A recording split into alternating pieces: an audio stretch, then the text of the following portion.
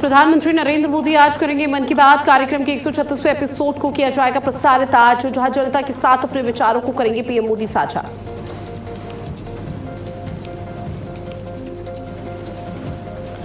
प्रधानमंत्री नरेंद्र मोदी आज विकसित वाइब्रेंट विलेज कार्यक्रम के प्रतिभागियों से करेंगे संवाद। देश भर से चुने गए 400 से ज्यादा युवा कार्यक्रम में शामिल होंगे। सीमा के 74 वाइब्रेंट गांव के विकास और युवाओं की भागीदारी पर फोकस।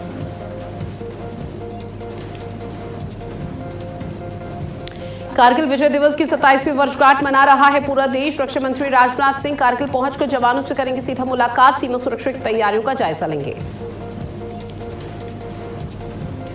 प्रहलाद जोशी संभालेंगे शिक्षा मंत्रालय का अतिरिक्त प्रभार। खाद्य मंत्रालय के साथ मिली शिक्षा की कमान। पीएम मोदी ने सौंपी है जिम्मेदारी।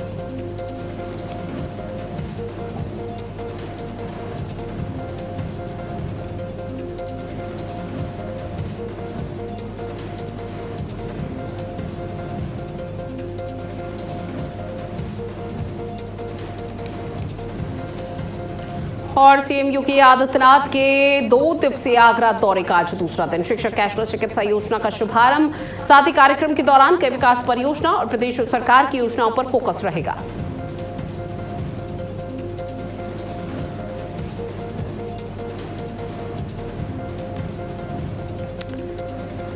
नमस्कार, आप देख रहे हैं भारत अपडेट। मैं हूं आपके साथ ऋतु भंडारी और शुरुआत एक बड़ी खबर के साथ बुलेटिन की, जहां सीएम योगी आदित्यनाथ आज मैनपुरी के दौरे पर हैं। मैनपुरी को करोड़ों की सौगात सीएम योगी आदित्यनाथ की तरफ से दी जाएगी। कई परियोजनाओं का लोकार्पण शिलान्यास होगा।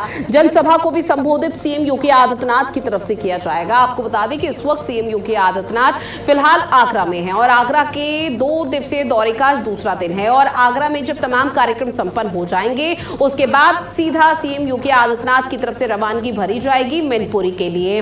अब ऐसे में मैनपुरी में करोड़ों के विकास कार्यों की बड़ी सौगात योगी आदित्यनाथ देते हुए नजर आएंगे। मैनपुरी का ये दौरा बेहद महत्वपूर्ण कई मायनों में माना जा रहा है, जहां मैनपुरी को करोड़ों की सौगात जब दी जाएगी तो जनसभा को संबोधित करेंगे। तमाम यानी कि भारी संख्या में जो लोग हैं वो वहां पर मौजूद रहेंगे योगी आदित्यनाथ को सुनने के लिए, अपने जिले अपने क्षेत्र में देखने के लिए। विपक्ष पर करारा प्रहार योगी आदित्यनाथ की तरफ से किया जा सकता है। सीएम के मैनपुरी दौरे को लेकर लगभग सभी तैयारी पूरी हो चुकी है। अब बस इंतजार है योगी आदित्यनाथ का। जब योगी आदित्यनाथ यहां पर पहुंचेंगे, करोड़ों के विकास कार्य की बड़ी सौगात दी जाएगी। और ऐसे में आपको बता दें कि मैनपुरी पहले तक ये माना जाता था कि समाजवादी पार्टी का गढ़ है। हालांकि समाजवादी पार्टी का गढ़ अभी भी है, लेकिन अब ऐसे में सपा के गढ़ में एक बार फिर से हुंकार योगी आदित्यनाथ की तरफ से भरी जाएगी। 2022 के विधानसभा चुनाव में खुद समाजवादी पार्टी को बड़ा झटका मैनपुरी से लगता हुआ नजर आया था, जिसके बाद स्थिति ऐसी हो गई थी कि सपा यहां पर कमजोर और बीजेपी मजबूत हो गई थी। लेकिन अब 27 की राहें यहां पर आसान और बेहतर हो सके, उसको लेकर कवायद लगातार रची जा रही है और सियासी बिसात बिछाई जा रही है, जिसके चलते सीएम योगी आदित्यनाथ मैनपुरी के दौरे पर हैं। बीजेपी कार्यकर्ताओं में खासा उत्साह है और बेहद उत्साहित नजर आ रहे हैं कार्यकर्ता, जहां बेसब्री के साथ न सिर्फ बीजेपी के कार्यकर्ता बल्कि जिले वासी इंतजार कर रहे हैं सीएम योगी आदित्यनाथ का। जब सीएम यहां पर पहुंच जाएंगे और सीएम योगी आदित्यनाथ की तरफ से हुंकार भरी जाएगी, चुनावी आगाज कर दिया जाएगा और मैनपुरी में अपने वोट बैंक को मजबूत करने का प्रयास होगा। क्योंकि सीएम योगी आदित्यनाथ इन दिनों लगातार जिले दर जिले दौरा कर रहे हैं, एक जिले से दूसरे जिले और ताबड़तोड़ दौरे करते हुए नजर आ रहे हैं। लेकिन जब यहां पर चुनाव की तारीखों का ऐलान होगा और उसके बाद प्रचार प्रसार होगा, तब योगी आदित्यनाथ की तरफ से और जोश कार्यकर्ताओं में बढ़ा जाना है। लोगों से सीधा बातचीत इस वक्त योगी आदित्यनाथ करते हुए नजर आते हैं कि किस तरह से उनकी परेशानी है और अधिकारी गणों को निर्देश दिए जाते हैं। क्योंकि सबसे खास बात यह है कि सीएम योगी आदित्यनाथ जब जब किसी जिले के दौरे पर रहे हैं, तब कानून व्यवस्था को लेकर बैठक जरूर हुई है।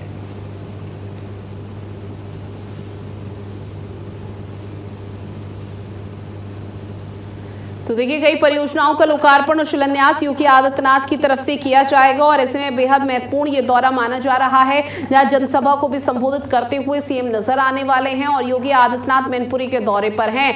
ब्रह्मोश कुमार मेरे सहयोगी हमारे साथ जुड़े हुए हैं। ब्रह्मोश, फिलहाल क्या कुछ जानकारी सीएम योगी आदित्यनाथ का मैनपुरी का दौरा है और क्या कुछ धरातल पर तैयारी की गई है योगी के दौरे को लेकर? बता दूं तैयारियां जो है वो लगातार चल रही है। जो कल शाम को आखिरी रूटीन को दिया गया था, अगर बात की जाए योगी आदित्यनाथ के आने कारण की, तो यहाँ पर 111 परियोजनाओं का शिलान्यास और लोकार्पण करने आ रहे हैं। लगभग 650 करोड़ की जो लागत से बनने वाली परियोजना है उसका शिलान्यास और लोकार्पण करेंगे।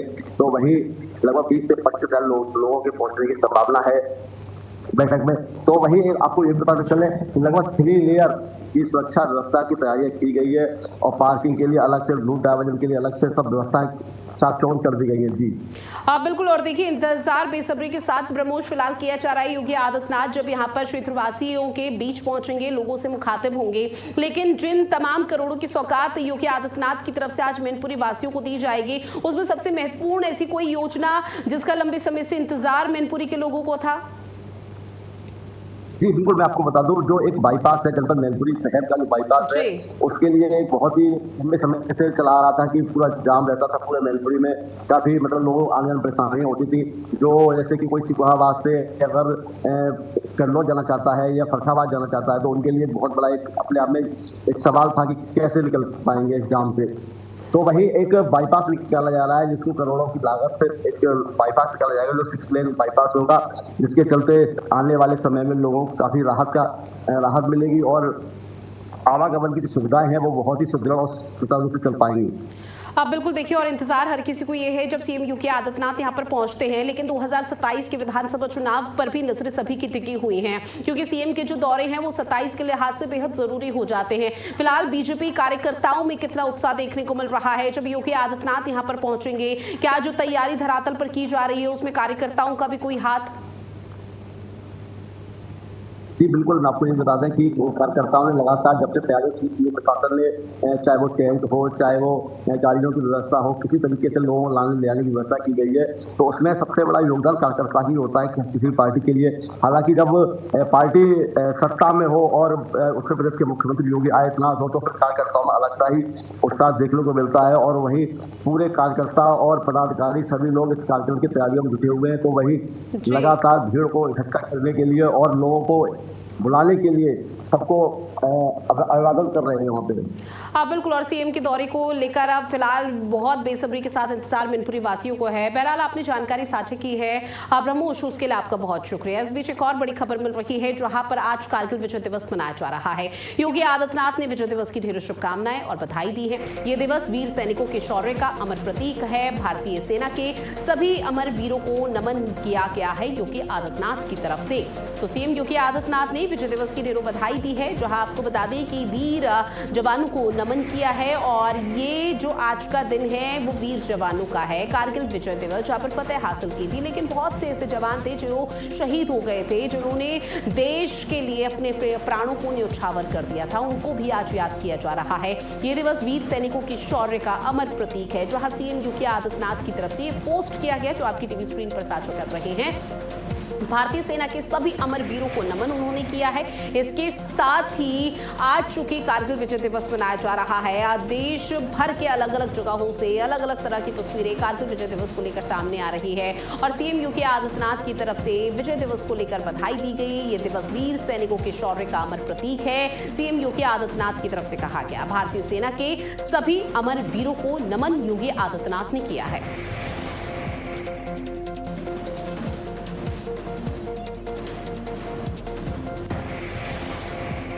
इस बीच एक और बड़ी खबर, राम मंदिर धन गबन मामले से जुड़ी हुई बड़ी खबर है। मामले पर गठित एसआईटी टीम का पुनर्गठन। एसआईटी में 3 सीनियर आईपीएस अधिकारी शामिल, जहां आईजी लखनऊ रेंज किरण एस को भी एक बड़ी जिम्मेदारी एसआईटी में सौंप दी गई है। तो एसआईटी का गठन हो चुका है। सुप्रीम कोर्ट का आदेश था कि एसआईटी का पुनर्गठन होना जरूरी है। पुरानी एसआईटी को बहाल करने की बात कही गई थी, लेकिन अब मामले पर गठित कर दी गई टीम का पुनर्गठन कर दिया गया है, जहां डीआईजी अयोध्या सोमेन वर्मा भी शामिल हुए हैं। एसएसपी अयोध्या गौरव ग्रोवर भी इस टीम में शामिल है। सुप्रीम कोर्ट के आदेश पर नई एसआईटी का गठन।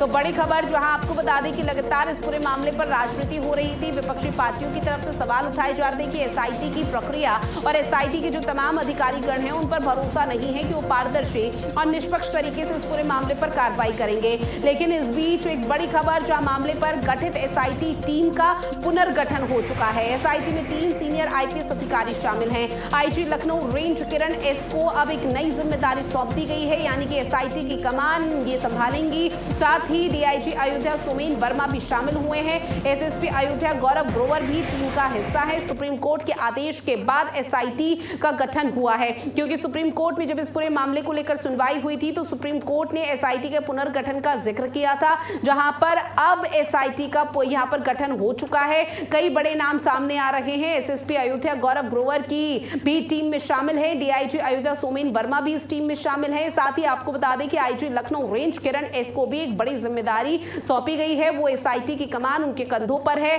अब माना जा रहा है कि राम मंदिर चढ़ावा चोरी मामले को लेकर कई बड़े चौंकाने वाले खुलासे हो सकते हैं, जिस पर पूरे देश भर की नजरें टिकी हुई हैं, क्योंकि राम भक्तों की आस्था का सवाल था और राम भक्तों का सीधे तौर पर कहना था कि वो मायूस जरूर हैं, लेकिन उनकी आस्था में कभी कोई कमी नहीं रहेगी। वो अभी भी राम मंदिर पहुंचेंगे, चढ़ावा यहाँ पर दान चढ़ाया जाएगा, दान किया जाएगा, लेकिन अब यहाँ पर नीयत किसकी कब कैसे खराब हो जाए उसको लेकर कुछ नहीं कहा जा सकता। लेकिन सुप्रीम कोर्ट में ये पूरा मामला गया, सुप्रीम कोर्ट में सुनवाई हुई, सुप्रीम कोर्ट की तरफ से आदेश दिया गया कि एसआईटी का पुनर्गठन हो।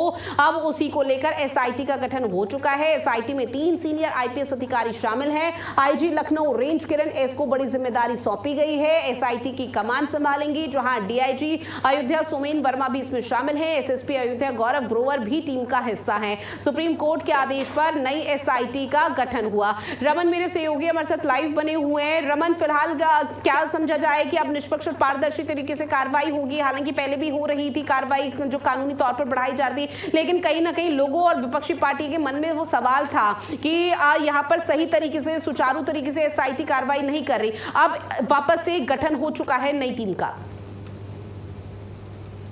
बिल्कुल, आपको बता दें जिस तरीके से राम मंदिर चंदा चोरी का मामला सबसे ज्यादा सुर्खियों में रहा, विवादित रहा, उसके बाद में एसआईटी गठित हुई, पुलिस ने भी जांच की, एसआईटी ने प्रारंभिक रिपोर्ट दी और उसके बाद भी फाइनल रिपोर्ट जो है सुप्रीम कोर्ट में पेश की और सुप्रीम कोर्ट ने सुनवाई में ये कहा कि जो एसआईटी फिर से गठित की जाए और इस बार की जो एसआईटी होगी उसमें आईपीएस होंगे, यानी कि पिछली बार आईएएस जो मुख्य थे एसआईटी में विजय विश्वास पंत, उनको हटाया गया और इस बार लखनऊ आईजी रेंज को डीआईजी अयोध्या सोमेन वर्मा और जो अयोध्या एसएसपी गौरव ग्रोवर हैं, इन तीनों को एसआईटी का सदस्य बनाया गया है और तीनों लोग जांच करेंगे। ये एसआईटी इसलिए भी खास है क्योंकि इसमें वहां आईजी को बनाया गया, वहां के गौरव ग्रोवर जो एसएसपी हैं अयोध्या के, उनको जिम्मेदारी दी गई है, साथ में वहां के डीआईजी को जिम्मेदारी दी गई है। इससे ये है कि जो वहां ये इन लोगों ने वहां के क्षेत्रीय मामलों को देखा हुआ है, क्षेत्रीय सोर्सेज इनके पास है, ये जांच करते हैं तो एक अच्छी तरीके से जांच करेंगे। पहले ही हमने कहा था कि जिस तरीके से सुप्रीम कोर्ट में सीबीआई जांच की मांग हो रही थी, लेकिन सीबीआई जांच की मांग को ना मानकर दोबारा एसआईटी की जांच को सुप्रीम कोर्ट ने निर्देश दिए थे। आपको बता दें कि जब रिपोर्ट बार बार देरी हो रही थी, माना जा रहा है कि 15 जुलाई, उसके बाद 17 जुलाई और 20 जुलाई को जब एसआईटी ने ही समय मांगा सरकार से कि हम सुप्रीम कोर्ट में भी पेश करेंगे, तो सुप्रीम कोर्ट ने उनसे रिपोर्ट मांगी हुई थी और उसके बाद में निर्देश दिया गया था कि आईपीएस वाली एसआईटी टीम बनाई जाए और अब किरण जो कि लखनऊ के आईजी रेंज हैं, डीआईजी सोमेन वर्मा जो कि अयोध्या के हैं, जो गौरव ग्रोवर, तीनों सीनियर आईपीएस हैं और तीनों को ये जिम्मेदारी दी गई है। देखना होगा कि ये लोग कितना दूध का दूध पानी का पानी कर पाते हैं। देखिए, एसआईटी की टीम में जो नई टीम है उसमें 3 सीनियर आईपीएस अफसर शामिल हैं और आपने भी उन तमाम नाम का जिक्र किया जो कमान संभाल रहे हैं। अब ऐसे में ये भी समझेंगे आपसे कि जो एसआईटी पुरानी एसआईटी थी उसने जो रिपोर्ट अभी तक सरकार के समक्ष रखी है, मीडिया के समक्ष, उसी को आधार बनाकर कार्रवाई की जाएगी या नया स्वरूप कानूनी तौर पर कार्रवाई का देखने को मिल पाएगा? बिल्कुल, देखिए रिपोर्ट अगर 1 महीने तक उसकी जांच हुई तो बिल्कुल उसे आधार बनाया जाएगा, लेकिन उसमें क्या क्या कमियां रही, क्या क्या उसमें और ऐड ऑन किया जा सकता है, इसको ये टीम तय करेगी, क्योंकि बहुत सारी ऐसी चीजें हैं जो उस समय मौके पर रिकॉर्ड हुई थी और वहां पर बयान लिए गए थे, चाहे चंपत राय हो, अनिल मिश्रा हो या फिर और बाकी जितने पदाधिकारी हो, जितने भी कर्मचारी उसमें शामिल थे, पूरी व्यवस्था में सबकी जांच, सबकी पूछताछ की गई थी और उस पूछताछ को बिल्कुल आधार बनाया जाएगा। लेकिन अगर कोई ऐसा साक्ष्य मिलता है जिसमें कुछ एड ऑन किया जा सकता है तो ये जो एसआईटी जो नई बनी है उससे एड ऑन करेगी। हालांकि अब देखना होगा कि कितने दिन में ये रिपोर्ट फिर से पेश करती है। अब फिलहाल क्या समझा जाए कि अभी तक ये जो कार्रवाई की प्रक्रिया है वो कहां तक पहुंच चुकी है, क्योंकि अगर एसआईटी की टीम अब एक बार फिर से नए सिरे के साथ कार्रवाई करती है तो निश्चित तौर पर समय सीमा अब और ज्यादा बढ़ा दी जाएगी, जो रिपोर्ट सरकार के समक्ष रखी जाएगी, क्योंकि लोगों को बहुत बेसब्री के साथ इंतजार है रमन कि इस पूरे मामले पर दूध का दूध पानी का पानी कब होगा। बिल्कुल, जब से राम मंदिर चंदा चोरी का मामला सामने आया है तो चाहे सरकार हो, चाहे सामाजिक संगठन हो, चाहे कुछ श्रद्धालु हो, सबको लगा कि जो श्रद्धालु हैं उनकी आस्था पर ठेस पहुंची है और आस्था पर जो ठेस पहुंची है तो उसके लिए जो दोषी हैं उन्हें सजा मिलनी चाहिए। उस सजा दिलाने के लिए ही एसआईटी गठित की गई थी। हालांकि एसआईटी में बहुत ऐसी सारी चीजें हैं जो शामिल नहीं हो पाई और कोर्ट को लग रहा था कि अगर अच्छे तरीके से जांच होती तो इसमें और कुछ निकल के आता। तो ऐसे में फिर से दोबारा एसआईटी गठित की गई है और अब देखना यही होगा, दिलचस्प होगा कि आखिर कितने दिनों में ये रिपोर्ट आती है, क्योंकि मुख्यमंत्री योगी आदित्यनाथ ने स्पष्ट किया था कि जो भी दोषी हैं वो बचेंगे नहीं। हालांकि पहली एसआईटी में उन्होंने कहा था, प्रारंभिक रिपोर्ट जब आई थी तब भी उन्होंने कहा था बहुत अब कम समय लगेगा, लेकिन फिर मामला जब कोर्ट पहुंच गया तो कोर्ट ने दोबारा एसआईटी बनाने के निर्देश दिए। ठीक है रमन, अब किस तरह से चीजें क्लियर होंगी देखना बेहद महत्वपूर्ण है, क्योंकि पूरे देश भर की निगाहें इस पूरे मसले पर टिकी हुई है। बहरहाल आपने जानकारी साझा की उसके लिए बहुत शुक्रिया। अब बात अगली बड़ी खबर की, जहां पीलीभीत में एक बड़ा प्रशासनिक फेरबदल हुआ है। एसपी सुकीर्ति माधव 26 महिला पुरुष एसआई के तबादले कर दिए गए हैं। आपको बता दें कि SI Sunil Kumar Sharma police line से साइबर सेल पहुंचे हैं। SI Rajpal Singh police line से महिला थाना पहुंचे हैं। एसआई वीरेंद्र सिंह का पुलिस लाइन से थाना बरखेड़ा ट्रांसफर कर दिया गया। एसआई मनीषा द्विवेदी का नाम सामने आया है, जो कि थाना जहानाबाद पहुंची है। और ऐसे में माना जा रहा है कि कानून व्यवस्था को और मजबूत बनाने के लिए इस तरह का बड़ा फेरबदल किया गया है और इसके साथ ही ये बड़ा प्रशासनिक फेरबदल बताया जा रहा है, जिसमें कई बड़े नाम सामने आए हैं। आपको बता दें कि अब उत्तर प्रदेश पुलिस में बड़े स्तर पर प्रमोशन और ट्रांसफर की जो प्रकृति है वो यहां पर चल चुकी है और इस प्रक्रिया को अपनाते हुए सुकीर्ति माधव मिश्रा को पीलीभीत का नया पुलिस अधीक्षक यानी कि एसपी नियुक्त किया गया है। उन्होंने पूर्व एसपी अभिषेक यादव की जगह कार्यभार संभाला।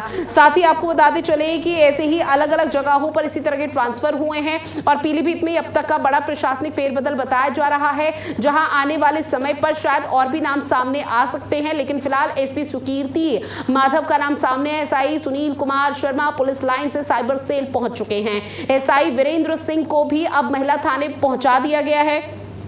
साथ ही आपको बता दें कि पूरनपुर तहसील यहां पर तैनात रहे एसडीएम अजीत प्रताप सिंह का तबादला प्रयागराज कर दिया गया, जहां नई एंट्री यहां पर हुई है। आजमगढ़ से स्थानांतरित होकर नए एसडीएम राजकुमार को जिले में नई तैनाती दी गई, जिसके बाद अब बाकी तहसील यानी कि सदर, बीसलपुर और भी कई तहसील हैं जहां के कप्तानों के पटल में भी फेरबदल की पूरी संभावना जताई जा रही है। यानी कि सीधे तौर पर कहा जा सकता है कि आने वाले समय पर कानून व्यवस्था को बेहतर बनाने के लिए, जिले में विकास की बयार बढ़ाने के लिए शायद ये तबादला और भी हो सकता है। फिलहाल ये सूची आपकी टीवी स्क्रीन पर, जिसमें 26 से ज्यादा नाम शामिल हैं और पीलीभीत में ये बड़ा प्रशासनिक फेरबदल हुआ है। सुकीर्ति माधव का नाम सबसे पहले सामने आया। एसपी 26 महिला पुरुष एसआई के तबादले कर दिए गए।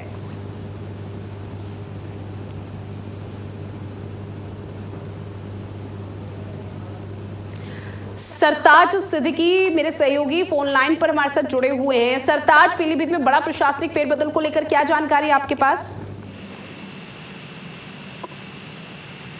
जी ऋतु, आपको बता दें पीलीभीत के एसपी सुकीर्ति माधव ने कल देर रात 26 लोगों का यहाँ से पुलिस लाइन से ट्रांसफर किया है। तबादला एक तरह से कहा जाए तो तबादला एक्सप्रेस चलाई है। उससे सवार 26 सब इंस्पेक्टरों को किया है, जिसमें महिला सब इंस्पेक्टर हैं, पुरुष सब इंस्पेक्टर हैं। ये लोग पुलिस लाइन में ही थे। पुलिस लाइन से अलग अलग जनपद के थानों में इनको तैनाती दी गई है। तो आपको बता दें यहाँ पर कई 2-3 सब इंस्पेक्टर जो है अलग अलग थानों में भेजे गए हैं। हालांकि इनके ऊपर आरोप था, कोई तो लाइन हाजिर थी उसमें मामले में चल रहा था, कोई अन्य अनियमितताएं बरतने के मामले में चल रहे थे। तो इन लोगों को तैनाती दी गई है। तो देर रात एसपी सुकीर्त माधव ने आदेश जारी किया है। जी ऋतु। चूंकि देखिए अभी 26 से ज्यादा नाम यहाँ पर लगातार सरताज देखने को मिल रहे हैं, जो सूची इस वक्त सभी के सामने यहाँ पर दर्शकों के तक साझा कर रहे हैं, लेकिन क्या ये उम्मीद जताई जाए कि आगे और भी प्रबल संभावनाएं हैं इस तरह के फेरबदल की?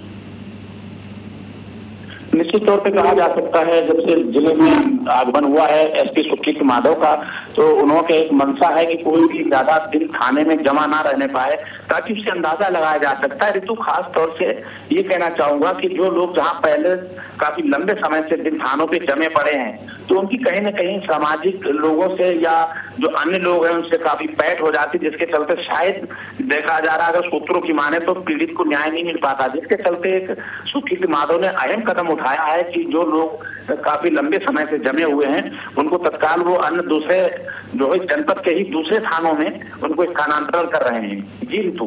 अब देखिए आने वाले समय पर क्या कुछ कवायद होती है वो देखना तो बेहद महत्वपूर्ण सरताज रहने वाला है, लेकिन कानून व्यवस्था में कितना बदलाव देखने को मिल पाता है इस तरह के तबादले में?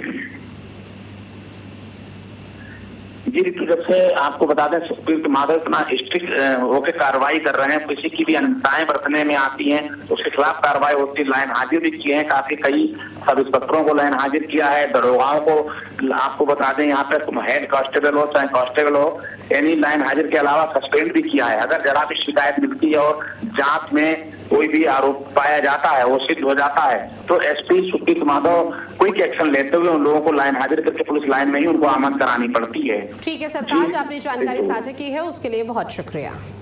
इस बीच चित्रकूट से बड़ी खबर मिल रही है। देवांगना गैंगरेप मामले पर पुलिस का बड़ा एक्शन हुआ है। एक आरोपी को पुलिस ने फिलहाल गिरफ्तार कर लिया है। मुठभेड़ के बाद हुई आरोपी की गिरफ्तारी, अन्य आरोपियों की तलाश में पुलिस इस वक्त जुटी हुई है। तो ये बड़ी खबर, जहां एक आरोपी को पुलिस ने गिरफ्तार कर लिया है। गैंगरेप का ये पूरा मामला, मुठभेड़ हुई पुलिस और बदमाश के बीच में, जहां मुठभेड़ के बाद आरोपी की गिरफ्तारी हुई। अब उसको गिरफ्तार करते हुए अन्य आरोपी की तलाश में पुलिस जुटी हुई है। लगातार उस आरोपी से पूछताछ की प्रक्रिया शुरू कर दी गई है। तो चित्रकूट से बड़ी खबर, देवांगना गैंगरेप मामले पर यह बड़ा एक्शन हुआ है और इसी को लेकर आपको बता दें कि एक आरोपी की फिलहाल गिरफ्तारी हो चुकी है। पुलिस ने एक आरोपी को गिरफ्तार किया, मुठभेड़ के बाद आरोपी को गिरफ्तार किया गया है। ये तस्वीर भी आपको उस दौरान की दिखा रही है जहां पुलिस और आरोपी के बीच में मुठभेड़ हुई और मुठभेड़ के बाद इस आरोपी की गिरफ्तारी हो चुकी है। अब इस आरोपी से पूछताछ की जा रही है। हालांकि इस आरोपी की तरफ से कोशिश ये की गई थी कि वो मौके से भाग जाए, फरार हो जाए या फिर पुलिस पर गोली चलाए, लेकिन पुलिस की जवाबी कार्रवाई और जवाबी एक्शन के तहत इस आरोपी के पैर में गोली लगी, जिसे पहले तो अस्पताल में भर्ती कराया गया, मरहम पट्टी की गई और उसके बाद अब जाकर उसकी गिरफ्तारी हुई है। अब पूरा तरह से कानूनी प्रक्रिया अपनाई जा रही है और आरोपी से पूछताछ की जा रही है। अगर इसके कोई अन्य सदस्य हैं, क्योंकि गैंगरेप का ये पूरा मामला है, जो इसके बाकी साथी हैं जिन्होंने इस कृत्य और इस जघन्य वारदात को अंजाम दिया, उन आरोपियों की तलाश लगातार की जा रही है। पूछताछ का सिलसिला शुरू कर दिया गया है। तो बड़ी खबर, मुठभेड़ के बाद आरोपी की गिरफ्तारी, जहां आपको बता दें कि इस पूरे मामले पर एक बड़ा एक्शन लिया गया। अन्य आरोपियों की तलाश में इस वक्त पुलिस जुटी हुई है। लगातार आरोपी से पूछताछ की जा रही है और देवांगना गैंगरेप मामले पर पुलिस के हाथ ये बड़ी सफलता लगी है, जहां एक आरोपी को फिलहाल गिरफ्तार कर लिया गया, लेकिन पुलिस की तरफ से आश्वस्त किया गया है कि अभी महज एक आरोपी की गिरफ्तारी हुई है, लेकिन बहुत जल्द इस पूरे मामले से देवांगना गैंगरेप से जुड़े हुए सभी आरोपी जेल की सलाखों के पीछे होंगे। बख्शा किसी को नहीं जाएगा, पीड़िता को न्याय दिलाया जाएगा, इस बात का भी जिक्र यहां पर किया गया है। तो जो तस्वीरें आपको दिखा रहे हैं वो आपको अलग अलग जगह की है। ये जो तस्वीर आप देख रहे हैं ये वो लोकेशन है जहां पर पुलिस और आरोपी के बीच में मुठभेड़ हुई और उसके बाद पहले उसको अस्पताल ले जाया गया, उसकी मरहम पट्टी की गई और फिर उसके बाद थाने ले जाकर सही से इस आरोपी का इलाज किया जा रहा है और पूछताछ की जा रही है कि और कौन कौन इसके यार दोस्त या सदस्य हैं जो इस जघन्य अपराध में शामिल थे, उनका पता लगाया जा रहा है। उसके बाद कानूनी प्रक्रिया को तेजी के साथ आगे बढ़ाया जाएगा। पहले उन्होंने उनकी वीडियो बनाने की कोशिश की और फिर धमकाया और उसके बाद उस लड़की के साथ सामूहिक दुष्कर्म किया। यूपी 112 पे इसकी सूचना मिलने के बाद तत्काल थाना प्रभारी, क्षेत्राधिकारी, अपर पुलिस अधीक्षक सब लोग मौके पे गए, मैं भी गया। FIR लिखी गई। केस ब्लाइंड था, केवल इतनी सी बात थी कि HF डीलक्स बाइक थी और बिना नंबर की थी।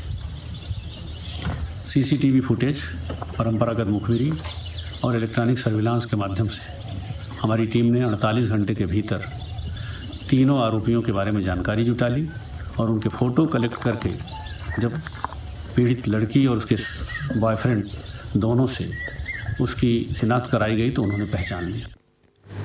साथ ही आगरा से खबर है, जहां सड़क पर तेज रफ्तार का कहर देखने को मिला। तेज रफ्तार अनियंत्रित पिकअप पलट गई है। हादसे में एक महिला की मौके पर मौत, कई लोग घायल बताए जा रहे हैं। घायलों को फिलहाल अस्पताल में भर्ती कराया गया है।